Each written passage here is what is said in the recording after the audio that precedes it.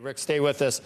Joining us now with more on the new inflation data, Lindsay Piegza, chief economist at Stifel, and Komal Sri-Kumar, president of Sri-Kumar Global Strategies. I kind of was talking. Oh, you're here. So your ears weren't burning. You actually heard what I said. I'm not in a burning neighborhood. I'm here with you. Right. I know that's a whole different issue. But you were not convinced that the inflation bugaboo was laid to rest. I wasn't at all. And I think the only surprise to me was so many news outlets yesterday calling it a surprising upturn. There's no, as you said before to Rick, there was nothing surprising about it. My principle is very simple. If you double the balance sheet at the same time the fiscal deficit is being increased, as in 2020, 2021, and take interest rates down to zero, forget it. You have created inflation. It is not a case of you're depending on housing versus non-housing, and housing cost is coming down. Yeah. Something else will pick up because there is a lot of liquidity. So there is nothing surprising. And I think the Fed should react next month at its meeting by announcing a hike in the interest rates. Next month? Next month, March 19. It will never happen. They will not happen. Because it makes too much sense. They never do what I suggest they do. September, I said they should not cut at all. And Powell cut by 50 basis points. And now I'm saying he should announce an increase. Lindsay, you have the floor. You can. Rick talked, he talked. I'm sorry, I had to do Shri because I had already talked to him, but take it away. I think when we look at this ascending trend in inflation, it first and foremost calls into question whether or not the Fed stopped short of a sufficiently restrictive level. As you long know, we called for 6% at a minimum. The Fed was so concerned about inciting negative growth on the way up that they lost focus of the second side of their dual mandate, which was reinstating price stability. It wasn't the election, was it? That caused them to want growth. I think they realized they made a policy mistake on the front end. They were late to the inflation taming party, and they didn't want to leave their legacy as making a second policy error, raising rates too high.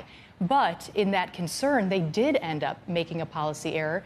We stopped short. We didn't raise rates high enough. And now we're still contending with above target inflation, which we're going to continue to struggle with for some time. If the Fed doesn't get this under control, the risk now is not necessarily a recession or outright negative growth, but the risk is eventually choking off upside potential, pushing us into a stagnant economy. Sluggish growth, still elevated prices.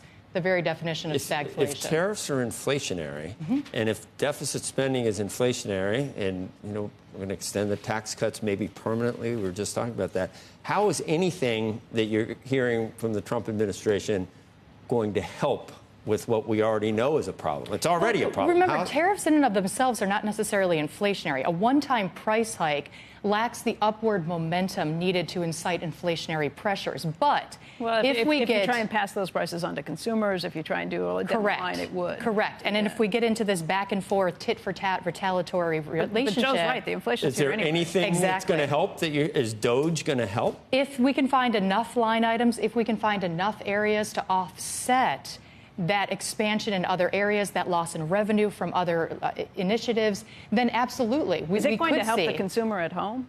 Well, it could. Can offset it because it lowers their tax bill? Is that the thought? Absolutely. But it's going to depend on where we see the cuts, where we see the increases. And there has to be an equal offset. And that's the big uncertainty that the market is grappling with right now. Can they find enough areas to cut to offset the inflationary implications and the loss of revenue from these other initiatives? Trump said to cut rates yesterday, Shri. Yeah, he said cut rates. And you want to go up in March. That would be earth-shattering. It would be earth-shattering. It would go against everything the president suggested. And it would also go against what Secretary Bessent has been saying that the focus is not on the federal funds rate, but on the 10-year yield. But once again, the president is speaking about the federal funds rate. I know, but the Fed doesn't control the 10-year yield. It did the opposite of what the Fed was doing over the last year. They controlled it. Yes and no. It does not control it directly. It cannot move it up and down through administrative decisions. However, if it maintains a low inflation rate and keeps moderate growth, and I have been speaking on your program about following some rule for monetary policy rather than seat-of-the-pants monetary policy that they presently practice, if they do all of that, yes, you will bring the long-term interest rate down. But that is beyond the capability of this Fed. It's beyond the capability of this chairman. So I don't think I would expect that from him at all. I think Trump would the president would blow a gasket if there was a recession. Isn't there a possibility of a recession in the next 4 years? I think there absolutely is a possibility. In the next 12 months, I would say the possibility is around a 15% level. So it's not zero, but it's certainly not our base case at this scenario. Yeah. We're still seeing a lot of resilience in the economy. Consumers are still spending, businesses are still investing, but we're losing momentum. They are doing so at a noticeably slower pace. So the risk is that we, again, continue to choke off positive growth, and then the risk of recession rises as we look out several years. Rick? Yeah. Yesterday, Powell spent an awful lot of time, more time, in my opinion, in a more harsh way than he has in a while, regarding the ongoing debt issue and how we can't sustain the debt on the path we're on. We could afford what we have, but we need to deal with the rate of change for the future. And my hat's off to him on that. I do think that the Fed is largely responsible for much of the debt. They kept interest rates too low. They enabled the Treasury and the government to overspend. That enabled inflation. But he's getting on the right path. But the issue really is, look at some of these revisions today, first of all.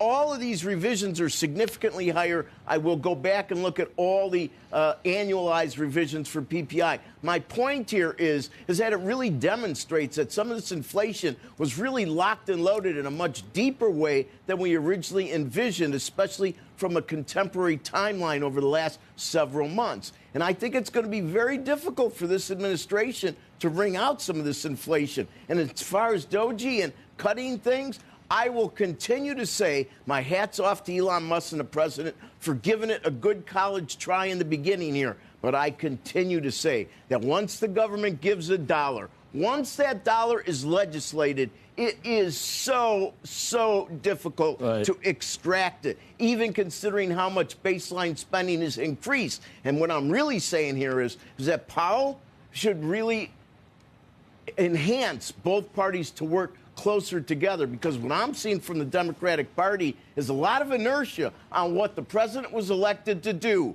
cut spending.